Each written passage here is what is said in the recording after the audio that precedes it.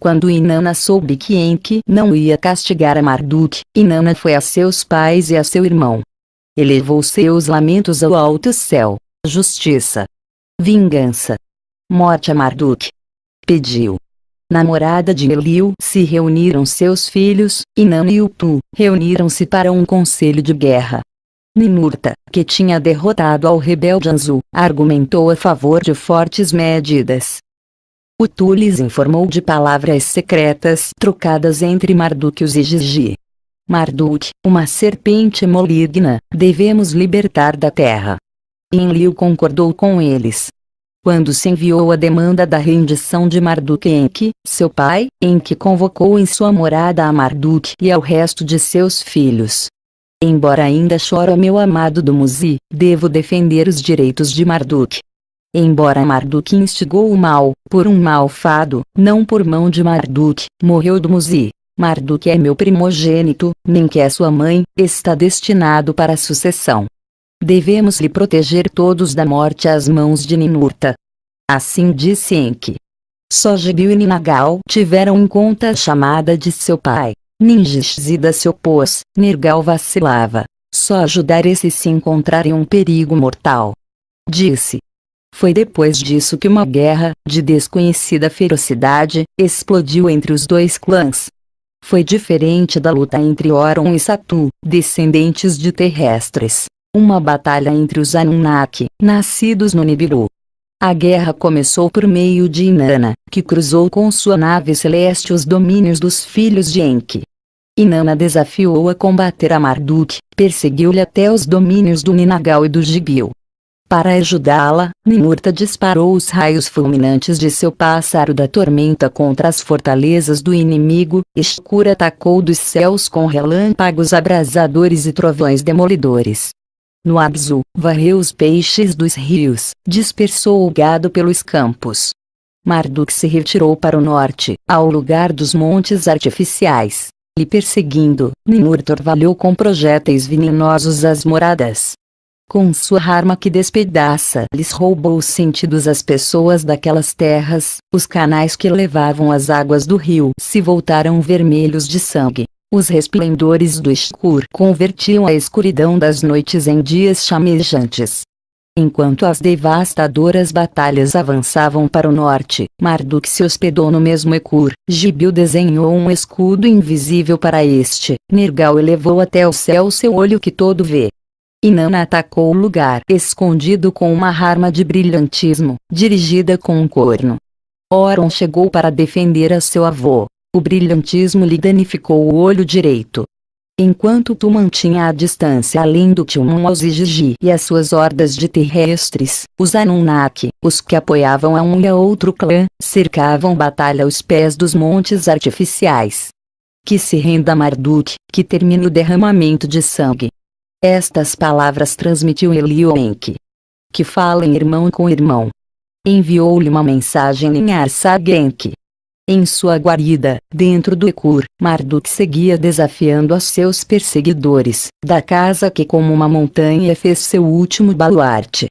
Inanna não podia superar a imensa estrutura de pedra, seus flancos lisos desviavam as armas dela. Depois, Ninurta se inteirou de que havia uma entrada secreta, encontrou uma pedra giratória no lado norte. Ninurta atravessou um escuro corredor, chegou à grande galeria, sua abóbada reluzia como um arco-íris com as multicoloridas emissões dos cristais. No interior, alertado pela intrusão, Marduk esperava Ninurta com as armas dispostas. Respondendo com armas, destroçando os maravilhosos cristais, Ninurta seguiu subindo pela galeria. Marduk se retirou até a câmara superior, até o lugar da grande pedra que pulsa. Em sua entrada, Marduk baixou os fechamentos de pedras descendentes, que impediam qualquer entrada. Inanna e Ishkur seguiram a Ninurta ao interior do Ekur. Ficaram a pensar o que podiam fazer. Que a hermética câmara oculta seja o ataúde de pedra de Marduk. Disse Ishkur. Ishkur prestou atenção aos 3 blocos de pedra, dispostos para deslizar-se para baixo. Que morra lentamente, sendo enterrado vivo, seja a sentença do Marduk. Inanna deu seu consentimento. Ao final da galeria soltaram os 13 os blocos de pedra, cada um deles fez descender uma pedra para tapar, para encerrar a Marduk como em uma tumba. Vem agora o relato de como Marduk foi salvo e partiu para o exílio, e de como se desmantelou o Ekur e se reorganizou o senhorio sobre as terras. Longe do sol e da luz, sem comida nem água, Marduk foi enterrado vivo dentro do Ekur. Sarpanit, sua esposa, elevou um lamento por sua prisão e castigo sem julgamento. Acudiu Enki, seu sogro, chegou a ele com seu jovem filho Nabu. Marduk deve ser devolvido para estar entre os vivos. Disse-lhe Sarpanit a Enki. Ele a enviou ao Tu e ao Nunar, que podiam interceder ante a Inanna. Rogou que deem a vida ao senhor Marduk.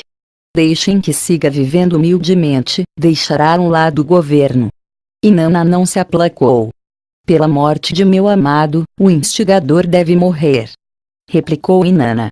Ninharsar, a pacificadora, convocou aos irmãos Enki e Enlil. Marduk deve ser castigado, mas não merece a morte. Disse-lhes. Viva Marduk no exílio, que entregue a Ninurta a sucessão na terra. Enlil se sentiu agradado com suas palavras e sorriu. Ninurta era seu filho, de Ninurta ela era mãe. Se entre sucessão e vida tenho que escolher, o que posso eu, um pai, dizer? Assim respondeu Enki, com o coração doído. Em minhas terras se estendeu a desolação, a guerra deve terminar, pelo Dumuzi ainda estou de luto. Que Marduk viva no exílio. Se a paz deve voltar e Marduk viver, temos que chegar a acordos vinculantes. Disse Enlil a Enki. Todas as instalações que enlaçam céu e terra se devem confiar só a minhas mãos, o senhorio sobre a terra dos dois estreitos deve dar-lhe a outro de seus filhos. Os Igigi que seguem a Marduk devem renunciar ao lugar de aterrissagem e abandoná-lo, na terra sem retorno, não habitada por nenhum descendente dos Yasudra, deve exilar-se Marduk. Assim se declarou Enlil, energicamente, pretendendo ser o principal entre os irmãos. Enki reconheceu em seu coração a mão do fado. Assim seja. Disse inclinando a cabeça. Só Ninjishzida conhece as vísceras do Ekur. Que ele seja o senhor de suas terras. Depois de que se anunciassem as decisões dos grandes Anunnaki, se chamou a Ninjishzida para o resgate. Seu desafio era como tirar Marduk das vísceras seladas pelos blocos. Para liberar ao que vivo está enterrado, deram-lhe uma tarefa inconcebível. Ninjishzida contemplou os planos secretos do Ekur, planejou como evitar os bloqueios. Marduk será resgatado através de uma abertura superior cinzelada. E lhes disse aos líderes. No lugar que eu lhes mostre, esculpirão uma entrada nas pedras, de ali, um sinuoso passadiço lhes levará para cima, criando um conduto de resgate. Atravessando vãos ocultos prosseguirão até o centro do Ekur, no vórtice dos vãos, através das pedras se abrirão passo. Abrirão uma entrada até o interior, evitando assim os bloqueios. Continuarão por cima da grande galeria, levantarão os 3 blocos de pedra, e chegarão à câmara superior, a prisão mortal de Marduk. Mais tarde, os Anunnaki, dirigidos por Ninjishzida, seguiram o plano esboçado, com ferramentas que racham as pedras fizeram a abertura, criaram o conduto de resgate, chegaram ao interior do monte artificial, abriram uma saída. Evitando os 3 blocos de pedra, chegaram à câmara superior, sobre uma pequena plataforma, levantaram os restelos, resgataram a Marduk desacordado. Com cuidado baixaram ao senhor pelo sinuoso conduto, levaram-lhe até o ar fresco. No exterior, Sarpanit e Nabu esperavam ao marido e pai. Foi uma alegre reunião. Quanto a Marduk, seu pai Enki transmitiu os términos da liberação. Marduk se enfureceu. Tivesse preferido morrer que renunciar a meu direito de nascimento. Gritou. Sarpanit confiou em seus braços a Nabu. Nós somos parte de seu futuro. Disse-lhe ela brandamente. Marduk se enfureceu, Marduk se humilhou. Rendo-me ante o fado. Disse inaudivelmente. Com Sarpanit com Nabu partiu para uma terra sem retorno, com mulher e filho, foi a uma terra onde se caçam bestas com chifres. Depois da partida de Marduk, Ninurta voltou a entrar no Ekur através do conduto, através de um corredor horizontal foi até a vulva do Ekur. Em sua parede oriental, em um nicho artisticamente lavrada, a pedra do destino emitia uma radiação vermelha. Seu poder me apanha para me matar, com uma atração mortal me subjuga. Gritou Ninurta dentro da câmara. Levem isso. Destruam por completo. Gritou Ninurta a seus tenentes. Retrocedendo seus passos, Ninurta foi através da grande galeria até a câmara mais elevada. Em uma arca cavada pulsava o coração do Ekur. A força de sua rede se potencializava com 5 compartimentos. Ninurta golpeou a arca de pedra com sua vara. Aquela respondeu com uma ressonância. Ninurta ordenou que se tirasse a pedra Guri, que determina as direções. Levou-se até um lugar de sua eleição.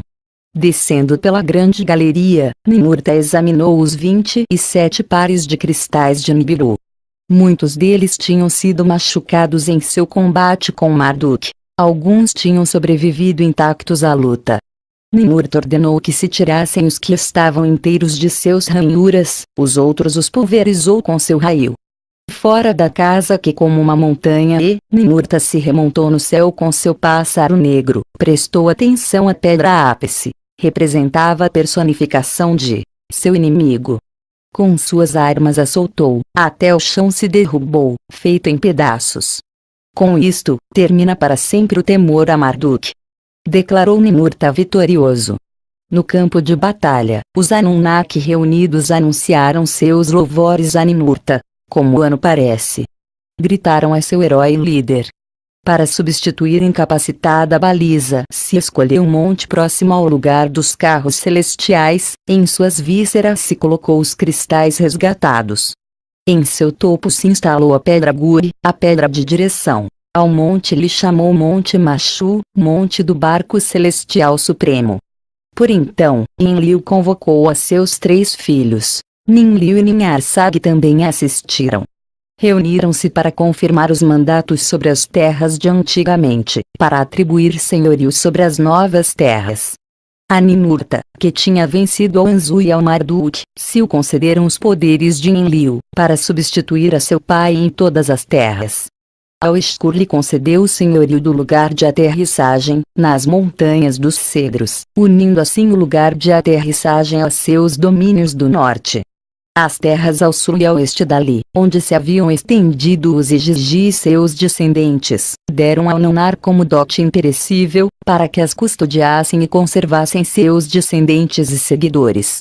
A península onde estava o lugar dos carros se incluiu nas terras do Nunar, Autu lhe confirmou como comandante do lugar e do umbigo da terra. Na terra dos 2 estreitos, como se lembrou, em que atribuiu o senhorio a Ningishzida. Nenhum dos outros filhos de Enki pôs objeções a isto, mas Inanna se opôs a isso. Inanna reivindicou a herança do Dumuzi, seu noivo falecido, a Enki e a Enlil exigiu um domínio para ela sozinha. Os líderes contemplaram como satisfazer as demandas de Inanna, pediram conselho sobre as terras e os povos aos grandes Anunnaki que decretam os fados, intercambiaram palavras com Anu em relação à terra e a seus assentamentos. Tinham passado quase 2 chars dos tempos do dilúvio, a grande calamidade, os terrestres tinham proliferado, das terras montanhosas voltavam para as terras baixas. Eram descendentes da humanidade civilizada através de Zuzudra, estavam misturados com a semente dos Anunnaki. Os descendentes dos Igigi que se mesclaram com humanas também estavam por aí, nas terras distantes sobreviviam os parentes de Caim. Poucos e nobres eram os Anunnaki que tinham chegado do Nibiru, poucos eram seus descendentes perfeitos. Os grandes Anunnaki consideraram como estabelecer assentamentos para eles mesmos e para os terrestres, como manter sua nobreza sobre a humanidade, como fazer que os muitos obedecessem e servissem aos poucos. Os líderes intercambiaram palavras com Anu a respeito de tudo isto, sobre o futuro. Anu decidiu ir à Terra uma vez mais. Com Antu, sua esposa, desejava vir. Sinopse da 12ª tabuleta: o chão seca, as planícies e os vales dos rios se repovoam. Ouro em abundância chega das terras além dos mares. Anu e sua esposa Antu chegam em uma visita memorável. Rememorando, os líderes se dão conta de que são marionetes do destino. Os líderes atribuem 3 regiões de civilização para a humanidade. Indultado por Anu ao partir, Marduk mantém sua rebeldia. A primeira região e as instalações espaciais são terras elilitas. A primeira civilização do homem começa na primeira região, Sumer. Marduk usurpa um lugar para construir uma torre de lançamento ilícita. Frustrado pelos elilitas, Marduk se dá à procuração da segunda região. Depois exila Ningishzida, Tot, a terras longínquas, declara-se a si mesmo região autônoma, Deus Supremo, em uma nova religião. Dá início aos reinados faraônicos para marcar uma nova civilização. Enlil designa seu filho Ishkur para que proteja as fontes de metal. A Inanna lhe concedem os domínios da terceira região, o Vale do Indo.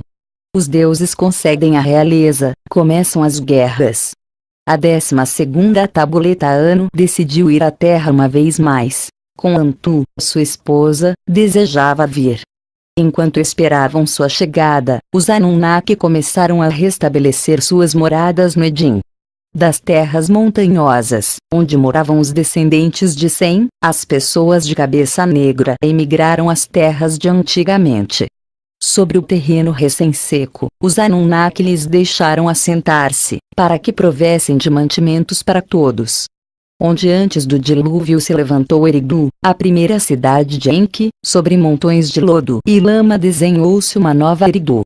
Em seu centro, sobre uma plataforma elevada, construiu-se uma morada para Enki. A chamou Casa do Senhor, cujo retorno é triunfante. Adornou-se com ouro, prata e metais preciosos que proporcionaram os filhos de Enki. Em um círculo que assinalava para o céu, plasmaram-se as 12 constelações por seus signos. Abaixo, igual ao Orzu, fluíam as águas cheias de peixes. Em um santuário, um lugar onde não podiam entrar os que não eram convidados, Enki guardava as fórmulas Me. Para Enlil e Ninlil se fundou uma nova Nibruk sobre o lodo e a lama. Em metade das moradas do povo, dos redis e os estábulos, murou-se um recinto sagrado. Em seu interior se construiu uma morada para Enlil e Ninlil, em 7 níveis se elevava. Uma escada, que parecia subir ao céu, levava até a plataforma mais elevada. Ali guardava Enlil suas tabuletas dos destinos, com suas armas se protegiam. O olho elevado que explora as terras, o raio elevado que tudo penetra. No pátio, em seu próprio recinto, guardava-se o veloz pássaro celeste de Enlil. Enquanto se aproximava a chegada de Anu e Antu, selecionou-se um novo lugar para sua estadia no Edim, que não fosse nem de Enlil nem de Enki. O Nuki, o lugar encantador, lhe chamou. Plantaram-se árvores de sombra, e em metade se construiu uma estrutura de um branco puro, a casa de Anu. Seu exterior se elevava em 7 níveis. Seu interior era como a residência de um rei. Quando chegou à terra o carro celestial de Anu, as naves celestes dos Anunnaki se elevaram para ele. Lhe dirigiu para que aterrissasse a salvo no lugar dos carros, em Tilmun. Utu, o comandante do lugar, deu a boa-vinda à terra a seus bisavós.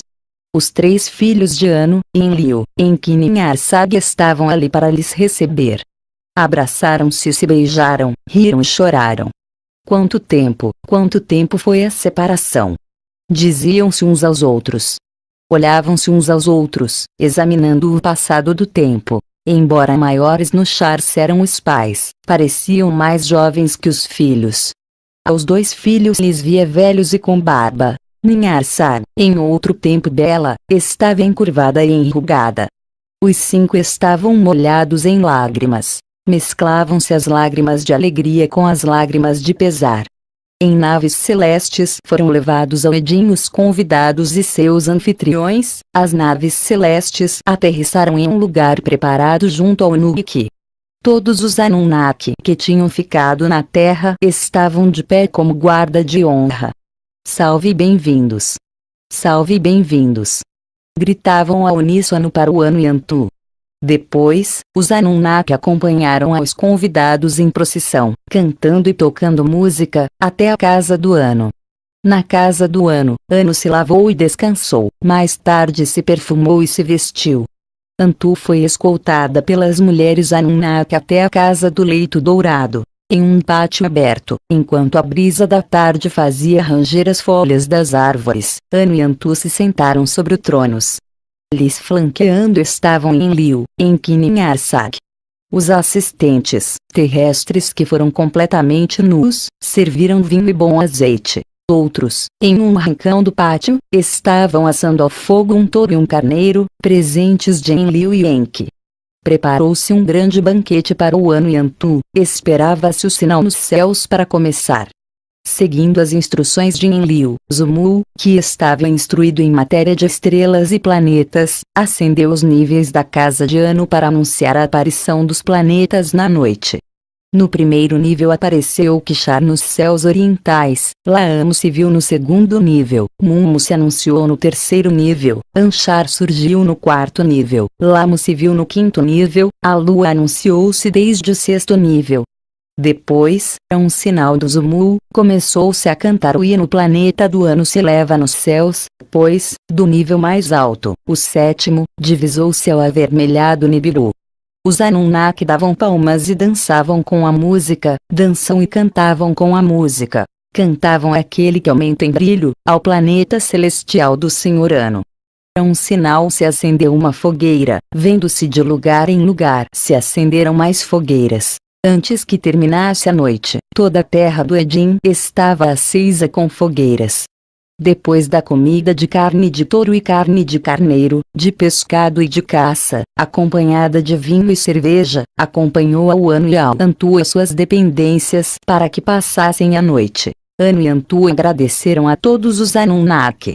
Durante vários dias e noites da terra, Anu e Antu dormiram. Ao sexto dia, Anu chamou a seus 2 filhos e a sua filha.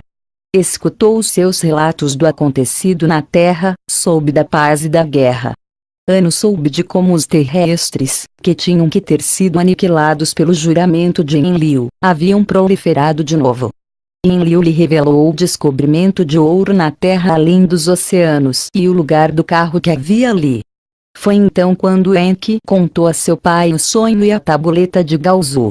Anu ficou enormemente desconcertado com isto. Nunca enviei à Terra um emissário secreto com esse nome. Assim disse Anu aos 3 líderes.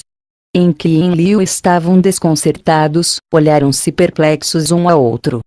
Por causa de Gaozu se salvaram os Yuzura e a semente de vida. Disse Enki. Devido ao Gaozu nos ficamos na Terra. Disse Enlil a seu pai. O dia que voltarem para o Nibiru morrerão, disse-nos Gaozu. Incrédulo disto estava Anu. A mudança de ciclos, certamente, causava estragos, mas se podia curar com elixires.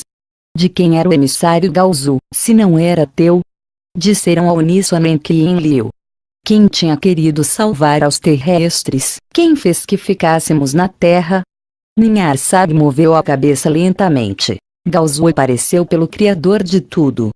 A criação dos terrestres também estava destinada, disso devo me maravilhar. Durante um momento guardaram silêncio os 4. Cada um rememorou em seu coração acontecimentos do passado. Enquanto nós decretávamos fados, a mão do destino dirigia cada passo. Assim disse Anu. A vontade do Criador de tudo é evidente. Na Terra e para os terrestres, só emissários somos. A Terra pertence aos terrestres, nos utilizou para preservá-los e para lhes fazer avançar. Se essa for nossa missão aqui, atuemos de acordo com isso. Assim disse Enki. Os grandes Anunnaki que decretam os fados intercambiaram conselhos no referente às terras. Os grandes Anunnaki decidiram criar regiões civilizadas, para proporcionar nelas conhecimentos à humanidade. Fundar cidades de homem, criar nelas recintos sagrados como morada para os Anunnaki. Estabelecer a realeza na terra, igual no Nibiru, dar coroa e cetro a um homem escolhido. Transmitir através dele a palavra dos Anunnaki ao povo, fazer cumprir o trabalho e a destreza. estabelecer nos recintos sagrados um sacerdócio, para servir e dar culto aos Anunnaki como os senhores nobres. Ensinar os conhecimentos secretos, transmitir a civilização à humanidade.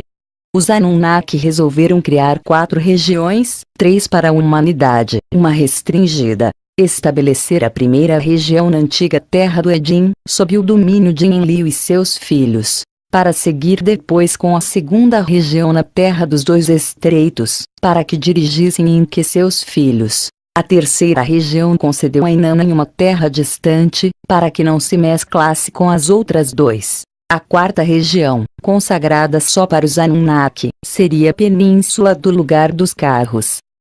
Vem agora o relato da viagem de Anu às terras de além dos oceanos, e de como na primeira região se restabeleceram cidades para os Anunnaki. Tendo tomado as decisões a respeito das 4 regiões e das civilizações da humanidade, Anu perguntou por seu neto Marduk. Devo lhe ver de novo? Disse Anu aos líderes. Se eu mesmo causei a cólera de Marduk ao convidar ao Dumuzi e ao Ninjishzi da Nibiru. Perguntava-se Anu. Desejava reconsiderar o castigo de Marduk. Quando fizer sua viagem às terras de além dos oceanos, lhe dirá ao Marduk que se encontre contigo. A terra por onde vaga está naquelas partes da terra. Assim disse Enlil a Anu. Antes do casal real ir às terras distantes, Anu e Antu inspecionaram Edin e suas terras. Visitaram Eridu e Nidruk, viram onde se planejaram as cidades da primeira região. No Eridu, Enlil se queixou de Enki. Enki guarda para si as fórmulas Me.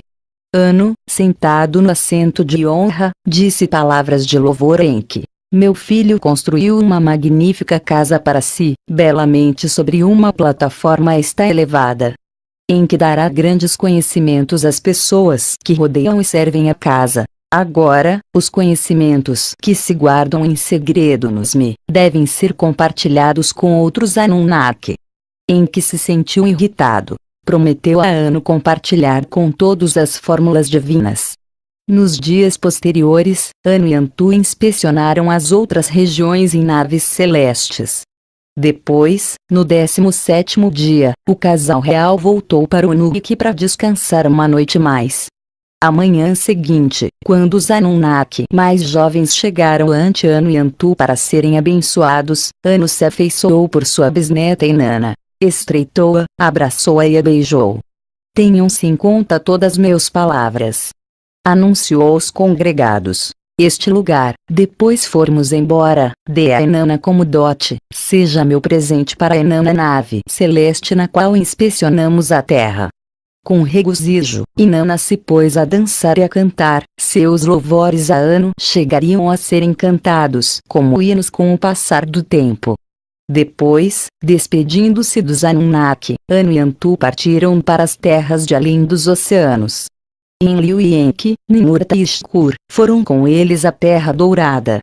Para impressionar a Anu, o rei, com as grandes riquezas de ouro, Ninurta construiu para Anu e Antu uma morada. Seus blocos de pedra, esculpidos à perfeição, estavam talhados por dentro de ouro puro. Um recinto dourado, com flores de coralina esculpida, esperava o casal real. À beira de um grande lago da montanha se erigiu a morada. Mostrou aos visitantes como se recolhiam as sementes de ouro. Aqui há ouro suficiente para muitos chars vindouros. Disse Anu satisfeito. Em um lugar próximo, Ninurta mostrou a Anu e ao Antu um montículo artificial. Ninurta explicava como foi feito um lugar para fundir e refinar metais. Mostrou-lhes como se extraía um novo metal das pedras. Anak, Anunnaki feito, chamou-o, mostrou-lhes como, ao combiná-lo com o abundante cobre, tinha inventado um forte metal. No grande lago, desde cujas costas chegam os metais, Anu e Antu navegaram. O lago do Anaco chamou Anu, a partir de então foi seu nome. Depois, das terras do norte, terras onde se caçavam grandes bestas com chifres, veio Marduk ante seu pai Enki e seu avô Anu. Nabu, seu filho, estava com ele. Quando Enki perguntou por Sarpanit, Marduk lhes falou com pesar de sua morte. Agora, só Nabu fica comigo. disse Marduk a seu pai e a seu avô. Anu estreitou contra seu peito a Marduk. O suficiente foste castigado. Disse-lhe, pondo a mão direita na cabeça do Marduk, Anu benzeu ao Marduk para ser perdoado. Do lugar dourado, acima nas montanhas, todos os que se reuniram foram até a planície de baixo. Ali, estendendo-se até o horizonte, Ninurta tinha preparado um novo lugar para os carros.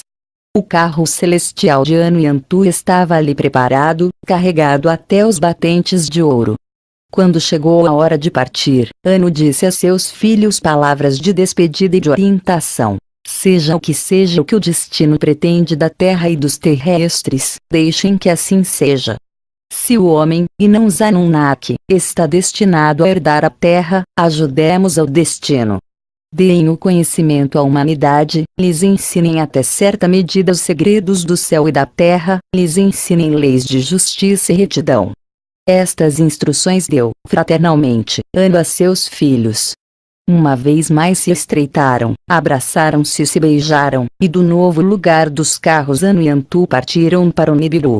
O primeiro em romper o pesaroso silêncio foi Marduk. Suas palavras levavam ira. O que é este novo lugar dos carros celestiais?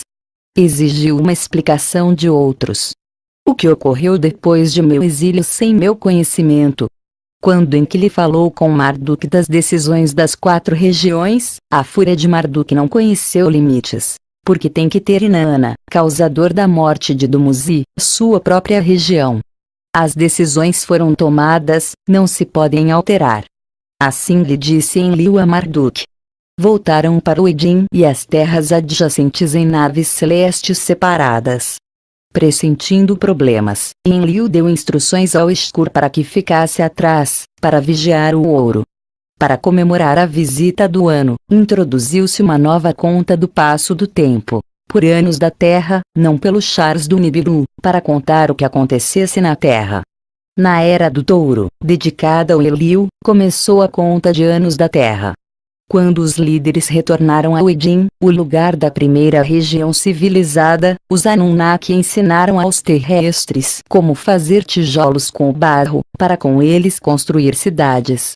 Mas onde uma vez só se levantaram as cidades dos Anunnaki, levantaram-se agora cidades tanto para eles como para os terrestres. Nas novas cidades se consagraram recintos sagrados para os grandes Anunnaki. Nelas, proporcionou aos Anunnaki nobres moradas, as que a humanidade chamou templos. Neles, servia-se e se dava culto aos Anunnaki como senhores nobres, lhes honrava com fila números, a linha sucessória à humanidade fizeram saber. Anu, o celestial, tinha a fila de 60, ao Enlil lhe deu a fila de 50, a Ninurta, seu filho principal, Enlil lhe concedeu a mesma fila. O seguinte na sucessão era o senhor Enki, sustentava a fila de 40. Ao Naunar, o filho do Enlil e Ninlil, lhe atribuiu a fila de 30. A seu filho e sucessor, Utu, tocou-lhe a fila de 20. Ao resto dos filhos dos líderes Anunnaki lhes concedeu o rango número de 10. As filas dos 5 se compartilharam entre as mulheres Anunnaki e as esposas. Depois de que se terminassem Eridu e Nidruk e suas morada-templos, construiu-se no lagacho recinto do Girsu para Ninurta. Ali se guardava Ninurta e Baú, sua esposa, o caçador supremo e o golpeador supremo, armas que lhe desse de presente Anu, protegiam Enino. Onde tinha estado Sipar antes do dilúvio, em cima de um solo elevado, Utu fundou uma nova Sipar. No Ibabar, a casa brilhante, levantou-se uma morada para Utu e sua esposa Aya. Dali, Utu promulgou leis de justiça para a humanidade. Onde a causa do lodo-lama não se pôde seguir os planos de antanho, se escolheram novas convocações. Adad, uma convocação não distante do Shrubak, converteu-se no novo centro do Ninharsag. Ali, sua morada-templo recebeu o nome da Casa do Socorro e do Conhecimento Curador. Em seu santuário guardou o Ninharsag Usmid como se criou os terrestres. Ao Naunar lhe proporcionou uma cidade com retas ruas, canais e moles. Urim era seu nome, a morada-templo lhe chamou Casa da Semente do Trono, refletia os raios da lua sobre suas terras. Shkur voltou para as terras montanhosas do norte. Sua morada se chamou a Casa das Sete Tormentas. Inanna residiu no Nug, que vivia na morada que Anu lhe tinha dado.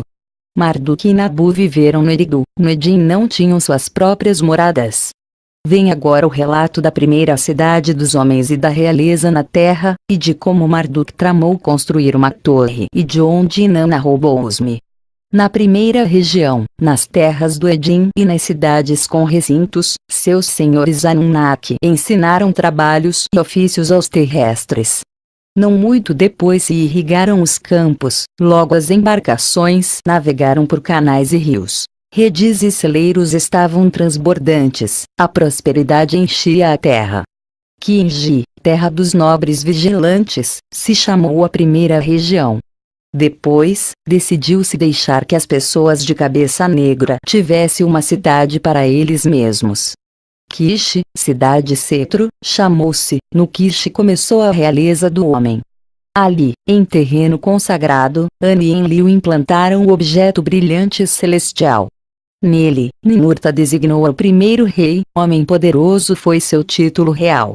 Para fazê-lo centro da humanidade civilizada, Ninurta viajou ao Eridu para obter de Enki as tabuletas que conservavam as fórmulas divinas para a realeza. Com o traje adequado, Ninurta entrou no Eridu. Com respeito, perguntou pelos Mi da realeza. Enki, o senhor que salvaguarda todos os Mi, concedeu a Ninurta 50 Mi. No Kish, ensinou as pessoas de cabeça negra a calcular com números. A celestial Nizaba lhes ensinou a escrever. A celestial Ninkashi lhes mostrou como fazer cerveja.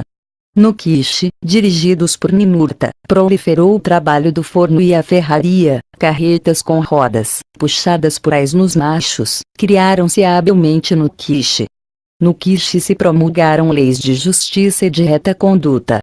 Foi no Kish onde o povo compôs hinos de louvor a Ninurta. De suas heróicas façanhas e vitorias cantavam, de seu terrorífico pássaro negro cantavam, de como tinha submetido aos bisões em terras longínquas, como tinha encontrado metal branco para mesclá-lo com o cobre. Foi um tempo glorioso para Ninurta, com a constelação do arqueiro Yonrou. Enquanto isso, Inanna esperava seu senhorio na terceira região. Enquanto isso, exigia dos líderes seus domínios. A terceira região virá depois da segunda, asseguravam-lhe os líderes. Depois de ver como Ninurta tinha ido ao Eridu, como tinha obtido o Mi da realeza, Inanna urdiu um plano em seu coração, tramou a obtenção do Mijenki. Enviou a sua donzela de câmara Ninshugura ao Eridu, para anunciar uma visita de Inanna. Depois de ouvir isto, Enki deu rapidamente instruções ao Zimud, seu mordomo. A donzela, completamente só, dirige seus passos até minha cidade do Eridu. Quando chegar, completamente sozinha, fala a entrar em minhas câmaras interiores. Lhe põe água fria para que refresque seu coração, lhe dê bolos de cevada com manteiga, prepara vinho doce, enche vasilhas de cerveja até o bordo. Quando Inanna entrou sozinha na morada de Enki, Zimud seguiu as ordens do Enki. Depois, quando Enki recebeu a Inanna, viu-se afligido pela beleza de Inanna. Inanna ia cheia de joias, através de seu fino vestido se revelava seu corpo. Quando se inclinava, Enki admirava completamente sua vulva. Beberam vinho doce das taças de vinho, competiram em beber cerveja. Mostre-me os Mi. Disse-lhe Inanna a Enki brincando, deixa que sustente um Mi em minha mão. 7 vezes no transcurso da competição Enki deixou Inanna sustentar os Mi, as fórmulas divinas do senhorio e a realeza, do sacerdócio e o tabelionato. Enki lhe deixou sustentar a Inanna os Mi do traje amoroso e da guerra, da música e do canto, do trabalho da madeira, os metais e as pedras preciosas. Os 94 Mi necessários para os reinos civilizados deu Enki a Inanna. Sujeitando com força seus prêmios, Inanna fugiu do dormitório de Enki. Apressou-se em chegar a seu navio do céu, deu instruções de elevar-se e afastar-se a seu piloto. Quando Zimud despertou Enki de seu sonho. Prende a Inanna, disse Zimud.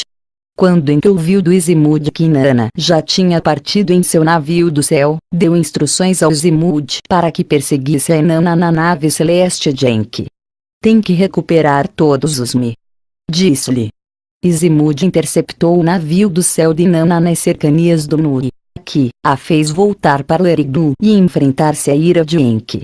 Mas quando Inanna foi levada de volta ao Eridu, os Mi não estavam com ela. Os tinha dado a sua donzela de câmara, Ninshubur, a casa do Anu em Unu, que os tinha levado Ninshubur. Em nome de meu poder, em nome de meu pai Anu, ordeno que me devolvas os Mi.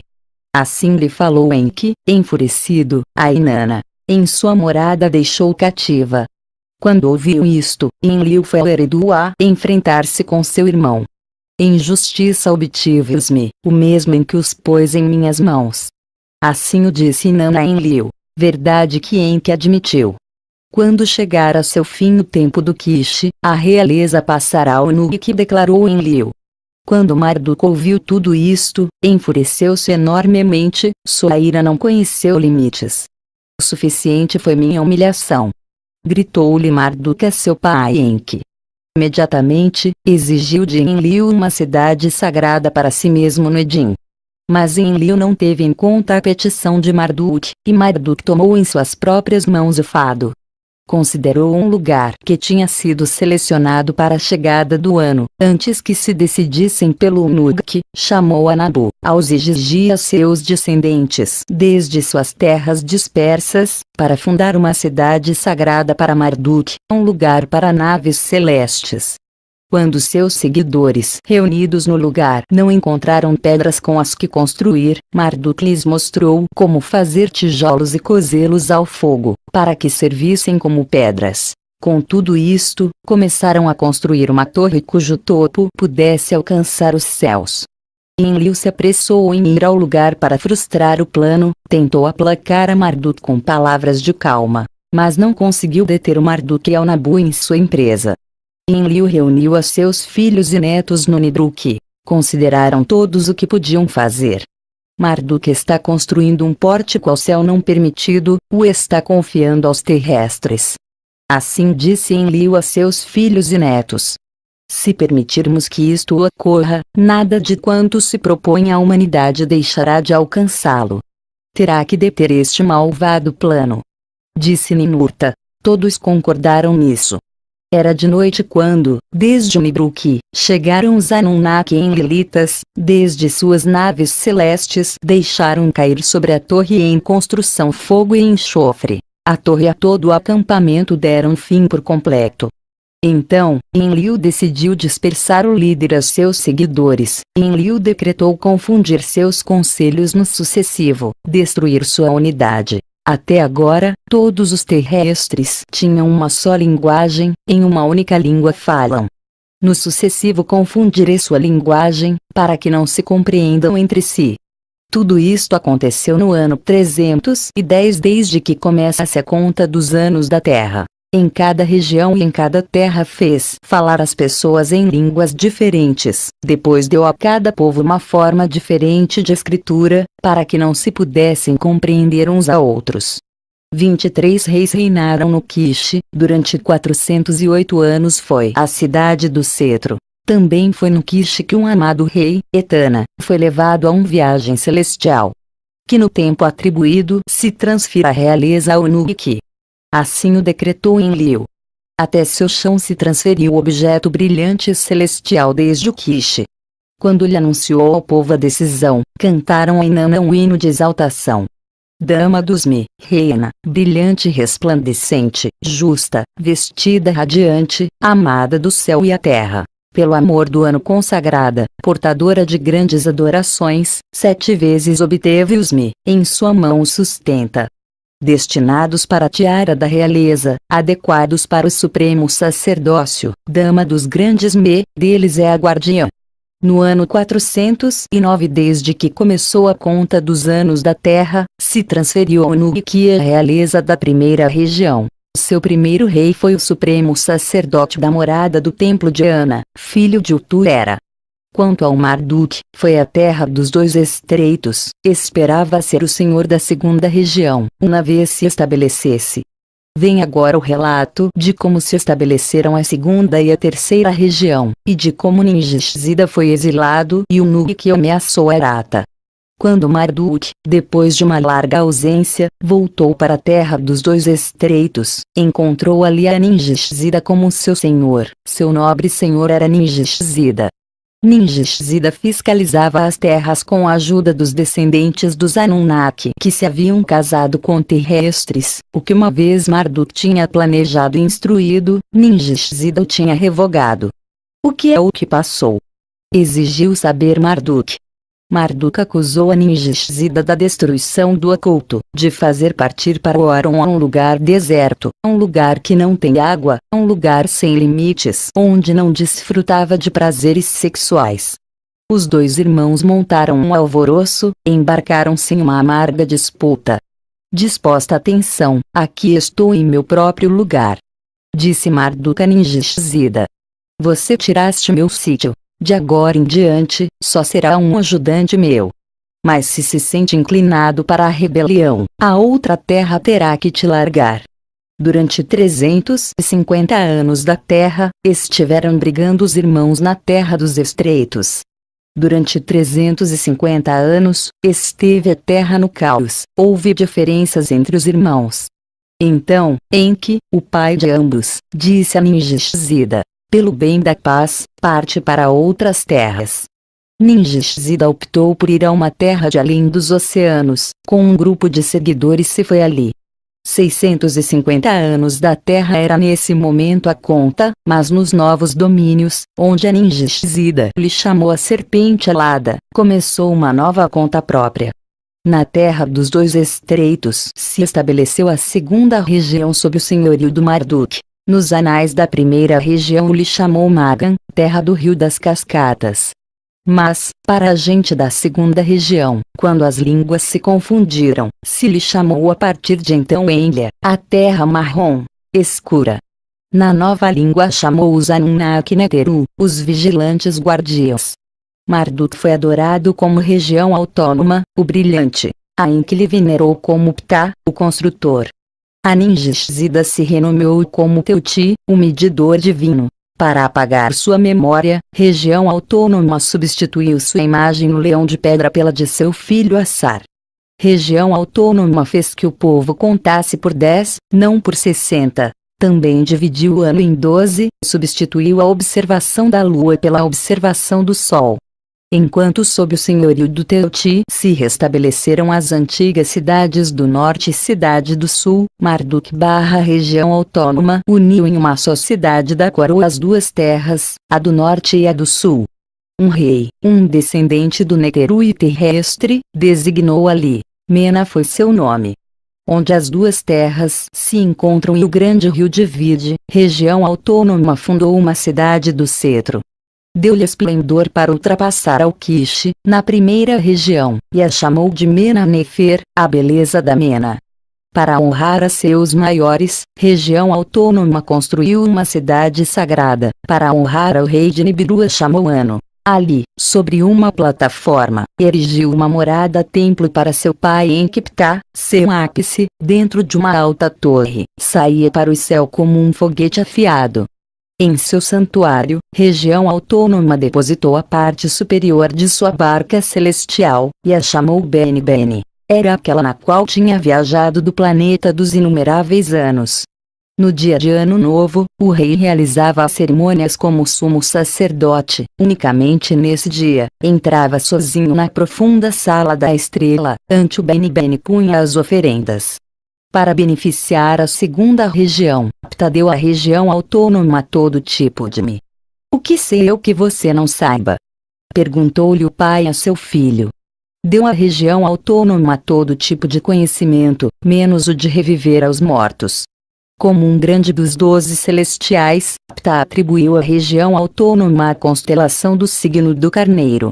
Ptah regulou o fluxo da água do Api, o grande rio do país, para a região autônoma e seu povo. Não demorou para chegar a abundância aos férteis chãos, homens e gados se multiplicaram. Os líderes se animaram com o êxito da segunda região. Procederam a estabelecer a terceira região. Decretaram fazê-la domínio de Inanna, tal como lhe tinha prometido. Como corresponde à senhora de uma região, lhe atribuiu uma constelação celestial. Previamente, junto com seu irmão Tu, compartilhava a estação dos gêmeos. A partir de então, como presente do Ninharsar, sua própria constelação da donzela atribuiu a Inanna. No ano 860, segundo a conta dos anos da Terra, honrou-se assim a Inanna. Longe, nas terras orientais, além das 7 cadeias montanhosas, estava a terceira região. Zamush, terra das 60 pedras preciosas, chamou a seu reino das terras altas. Arata, o reino arborizado, estava localizado no vale de um grande rio sinuoso. Na grande planície, as pessoas cultivavam cereais e pastoreavam o gado. Também se construíram 2 cidades com tijolos de barro, encheram-nas de celeiros. Como exigia o decreto de Enlil, o senhor Enki, senhor da sabedoria, designou uma nova língua para a terceira região, um novo tipo de signos de escritura elaborou para ela, em sua sabedoria. Enki criou para Arata uma língua de homem até então desconhecida. Mas Enki não deu os dos reinos civilizados à terceira região. Que Inanna compartilhe com a nova região que obteve para o Nubiki. Declarou Enki. Narada, Inanna designou um pastor-chefe, era parecido a seu amado Dumuzi. Inanna viajava em sua nave celeste do Nubiki Arata, voava sobre montanhas e vales. Tinha em muita estima as pedras preciosas dos Zamush, levava com ela lápis lazuli puro até o Nubiki. Naquele tempo, o reino Nubiki era Enmerkar, era o segundo em reinar ali. Foi ele que expandiu as fronteiras do Nubiki, por suas glórias se exaltou a Inanna. Foi ele que cobiçava a riqueza da Arata, tramou conseguir a supremacia sobre Arata. Enmerkar despachou em direção a Arata um emissário para exigir as riquezas de Arata como tributo. Sobre as 7 cadeias montanhosas, cruzando terras ressecadas e, depois, empapado pelas chuvas, o emissário foi até Arata, repetiu-lhe palavra por palavra ao rei de Arata as exigentes palavras de Enmerkar. O rei de Arata era incapaz de entender sua língua, soava-lhe igual ao zurro de um burro. O rei de Arata deu ao emissário um cetro de madeira no que tinha inscrito uma mensagem.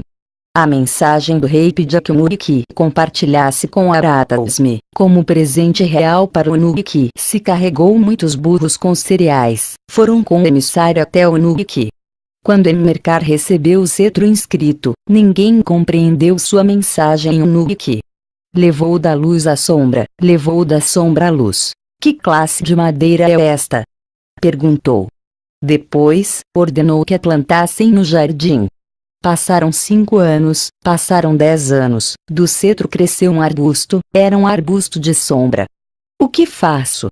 Perguntou-lhe o frustrado Enmerkar a seu avô Utu. Utu intercedeu com a celestial Nisaba, senhora dos escribas e da escritura. Nisaba ensinou a Enmerkar a inscrever sua mensagem em uma tabuleta de argila, era na língua da Arata.